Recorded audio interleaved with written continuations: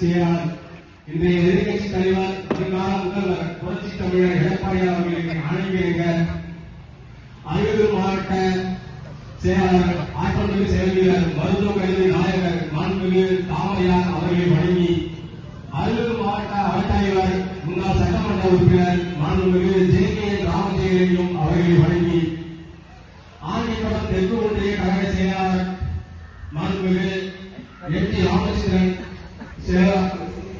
அவர்களை வழங்கி, நகர செயலாளர் மாண்புமிகு அண்ணன் செல்வராஜ் அவர்களை வழங்கி, கிராம, ஊராட்சி, ஒன்றிய, பேரூராட்சி, நகர, மாவட்ட நிர்வாகிகள் அனைவருக்கும் வேலூர் காவல்துறை சார்பாக வணக்கத்தை தெரிவித்துக் கொண்டு, அஞ்சுவது யாதொன்றுமில்லை, அஞ்ச வருவதில்லை என்ற புரட்சி தலைவர் டாக்டர் அம்மா அவர்கள் பிடித்த பொன்மொழியை தொடர்ந்து தமிழகத்தின் தாயாகவும் கழகத்தின் தலைவியாகவும் எதிரிகளின் சிம்ம சொப்பனமாகவும் பிறந்த புரட்சி தலைவர் டாக்டர் அம்மா அவர்களின் 78வது பிறந்தநாளிலே அவர்களை போற்றி வணங்கி புகழாரம் கூறுவதில் மற்ற மகிழ்ச்சி அடைகின்றோம்.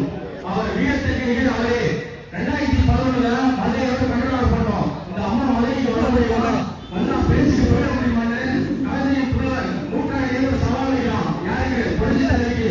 அதன் பிறகு மதுரைக்கு போயாச்சு, மேடையில ஏறியாச்சு. உடல் கேள்வி, நான் இங்கே நூற்றாண்டு நீ எங்கே என்று தரிசித்த டாக்டர் அம்மா அவர்கள். அவர் தன்னம்பிக்கை தைரியத்திற்கு நிகழ் அவரே ஆராய்ச்சி நேர்ந்த அரசியலே ஒரு பெண்ணாக சாதித்த சரித்திரம் அளித்த ஒரு புரட்சி தலைவி டாக்டர் அம்மா அவர்கள்.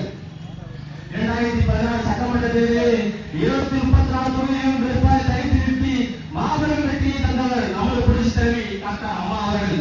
அவர் ஆட்சியைக்காக எதுவும் செய்யவில்லை, என்னாக என் மக்கள் என்பதற்காக அழைத்து செய்திருக்கிறார். அம்மா உலகம் பசியை அரசியலாக அல்ல, அம்மா மருந்தகம் உயிரை அரசியலாக அல்ல, தாய்க்கு தங்கம், ஏழை பெண்களின் கண்ணீரை கொடுக்க தொட்டிய குழந்தை திட்டம், காய உணவு திட்டம், விலையில்லா மடிகணி, விலையில்லா மிதிவண்டி, விலையில்லா மின்விசிறி, விலையில்லா தையல் மிஷின், விலையில்லா விவசாயிகளுக்கு ஆடு மாடு, பட்டியலத்தோர் மற்றும் பழங்குடியினருக்கு வீட்டுமனை பட்டா என்று பல்வேறு திட்டங்களை பார்த்து பார்த்து செய்தவர் நம் புரட்சி தலைவி டாக்டர் அம்மா அவர்கள். அவர் இன்று நம்மோடு இல்லாவிட்டாலும் அவர் கொண்ட கொலையும் சென்ற பாதையும் நம்மோடு தான் இருக்கிறது.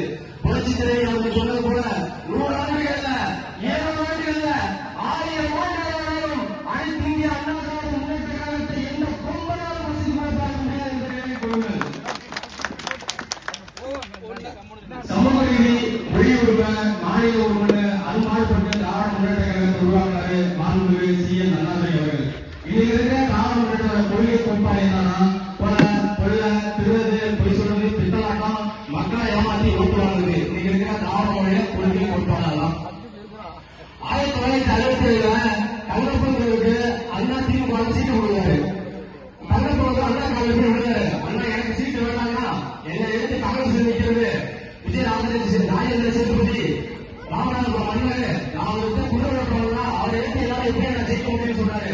அதுக்கு மாணவர்களுக்கு பெருந்தலைவர் அண்ணா அவர்கள் என்ன சொல்றாரு, நான் இருக்கேன்டா, நான் அவனை ஜெயிக்க வைக்கிறேன்டா, குடிநீருக்கு நீ பயப்படாத, உன்னை குப்பம் சுப்பம் கோட்டையும் நான் கட்சி ஆரம்பிச்சிருக்கேன். இன்னைக்கு இந்த திமுக யோசிச்சு பாத்துக்கீங்க. தமிழ்நாட்டில் ஆட்சி 31 எம்பியை கொடுத்த தமிழ்நாட்டு மக்களுக்கு இந்த திராவிட மாடல் என்ன செஞ்சிருக்கு? 1952 இருந்து 2021 வரைக்கும் தமிழ்நாட்டில் மொத்த கடன் 4 லட்சம் கோடி தான். எப்படி திராவிட மாடல் ஆட்சி வருதோ வெறும் 5 ஆண்டுகள் 5 லட்சம் கோடி கடனாக இருந்த இந்த திராவிட மாடல் திருட்டு திமுக அரசு.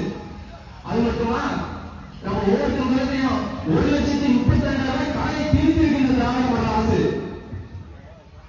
ஆகவே வருகின்ற சட்டமன்ற பொதுத் தேர்தலில் மாண்புமிகு எடப்பாடியார்